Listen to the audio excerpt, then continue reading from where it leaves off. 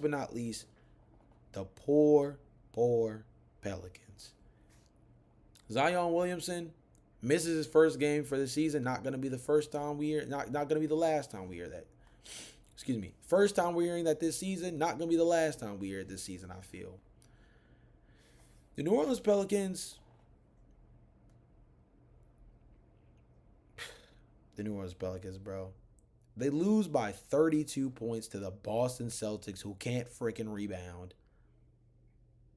Without Zion Williamson, and in a game where your leading scorer is Jordan Poole, who shot 5 of 14 from the field, and your next highest score was between three different, or excuse me, your next highest score was your rookie Derek Queen off the bench with 12 points. 6 of 6 from the free throw line, though. I'll give him that. No DeJounte, obviously.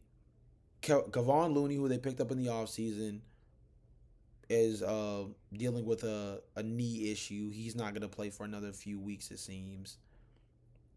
And now you have a bone contusion in the left foot of Zion Williamson. I told y'all the first week of this podcast that this was going to be like my team to watch, along with the Orlando Magic, by the way, which that was not a mistake that I put both of these teams in the podcast. It's also not a mistake that I started with one of them negative and ended with one of them negative. Because these are going to be two teams that I watch a ton this year, and they're going to be two teams that I'm going to be keying in on the positives and the negatives, the highs, the lows, the ebbs and flows of these two teams. And the issue for the Pelicans, to me, is just without Zion Williamson, they are just not a good basketball team. They are just not a good basketball team. I'm sorry. Jordan Poole cannot be your best player. And I like Trey Murphy III. I like him. I genuinely do. I think Herb Jones is one of the most underrated perimeter defenders in the league. And I think people genuinely respect Herb Jones as a defender. And I still think he's discussed less than he should as one of the top defenders in the NBA. But this team is soft in the middle. That's how I genuinely feel. No disrespect to Yves Missy, but I think that he's still raw as a rim protector, still learning how to be an elite level rim protector in the middle for this team. Jose Alvarado still doesn't look right to me. I think he's still dealing with something injury-wise, or still just trying to shake the rust off of dealing with the injury from last year. Jeremiah Fears is raw, and he's a shot chucker at the point guard position. 1 of 11 in this game. Finished with 2 points, 2 rebounds, 2 assists, and guess what? He had how many? 4 turnovers. That's what I thought. Had more turnovers than he had points.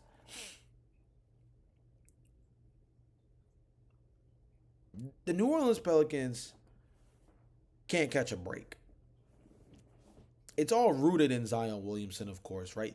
It's all rooted in the fact of if he's not on the floor, their ceiling is low and their floor is significantly lower. I'm really convinced, despite the fact that this management is super incompetent, so incompetent that they signed DeAndre Jordan off the scrap heap, who wasn't even feasible for a Nikola Jokic-led Denver Nuggets team where he only needed to play like 8 to 10 minutes a night. They need to go ahead and pull the ripcord. They might need to go ahead and pull the ripcord. This might be an overreaction, and we're a week and a half into the season, so it's not crazy to overreact this early, because what else are we going to do if we're going to record a podcast 5 days a week? Remember to like, comment, and subscribe. But they need to go ahead.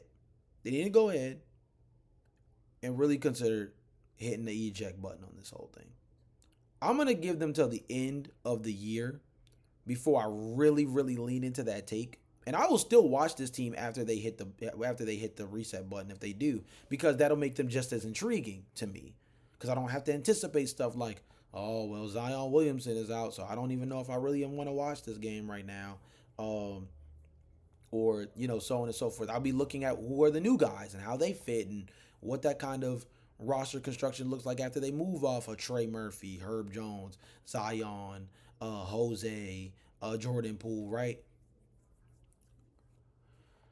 I'm gonna hold my bases on this until the new year, but my first initial reaction after the first week and a half of this season is that like the New Orleans Pelicans just can't catch a break, and it might be time for them to realize that they can't catch a break and position themselves long term. They don't have a draft pick this upcoming season in a draft that has three or four, not I don't want to call them generational talents because at the end of the day, that word gets thrown around a little too loosely nowadays. They're literally making my do rag come apart. That's how stressful this New Orleans Pelicans team is. But they are a team that does not have their draft pick this upcoming year, in a year where, although the talent is not generational, these are guys that are going to be blue chip prospects out the gate. They need to get draft capital like ASAP. You don't need to do what the Brooklyn Nets did and draft 3 point guards. But the New Orleans Pelicans seem like a team that it wouldn't hurt that if they had 5 draft picks in the same draft class, that they did what the Brooklyn Nets do what the Brooklyn Nets did and draft 5 guys. Cause they just need new life in this locker room, in my personal opinion. I don't know who that is. I don't know in what form that is. I don't know if you even need an entire roster overhaul to get to that. But this team, this organization desperately needs new life in order for them to like just feel like a competent basketball team. Like they've got good players, but they're either always hurt or for some reason they just aren't clicking the way it seems like they should on paper. On paper, you have a knockdown 3-point shooter in Trey Murphy III, who has the upside to be a big-time on-ball player. On paper, you have Herb Jones, who's an All-NBA caliber defender when healthy. Yves Missi is a high upside big who I think can be a top 10, top 15 at worst center in this league just based off of his defense alone. I think he has the basis to be that kind of player. I think Jeremiah Fears can be the low end, could be CJ McCollum. Unironically, he's kind of in a sense replacing CJ McCollum, but I think on the low end, as a high volume scorer at the point guard / shooting guard position, he can be CJ McCollum in this league. Jordan Poole, we already know what his resume is for good and for bad. We know that Jordan Poole can be your quote unquote best player on a bad team. That's his thing. He's a dude like your Kyle Kuzma in Washington or Devin Booker in Phoenix his first 5 to 6 years in the league. He can be the guy that averages 22 to 25 points a night on a bad team. We just know he can sleepwalk himself into that. This team has talent. I didn't even mention Zion, who is an all-NBA caliber player when healthy. I think Kevon Looney is solid. I think DeJounte Murray, who they've barely even seen in a New Orleans Pelicans uniform, could be a really good fit on this team when healthy. But I feel like we've thrown out that when healthy caveat so much with the New Orleans Pelicans that like you just gotta wonder. Again, it sounds like I'm already giving up on them. I am not. I'm not giving up on them in sense of like them being my one of my 2 league pass teams to watch this year. I will be watching New Orleans Pelicans basketball by hook or crook. Will that be self-torture on certain nights? Probably.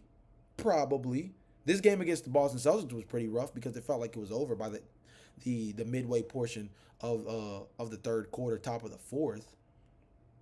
But they're a team that has more questions than answers. And I feel like for a team that didn't change that much this offseason to still be so much of an enigma in terms of what the heck they even are, that just doesn't make any sense. And again, it makes it even worse because they made that trade for the pick to acquire Derek Queen that now makes it where the Atlanta Hawks have arguably like the most valuable draft pick in the NBA this year, because the Atlanta Hawks could mess around and get a top 5 pick off of the fact that the Orleans Pelicans are just bad as a basketball team potentially. I don't get it. I don't know if we're supposed to get it. Joe Dumars,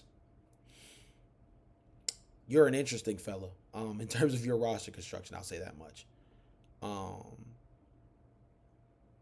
I'm still gonna watch this basketball team, but boy, are they making it difficult to do so. And New Orleans Pelicans fans, I feel your pain right now because I dug myself a little bit of a hole by picking this to be one of my league pass teams, and so far they have not been as exciting as I thought they were gonna be when I came into the year.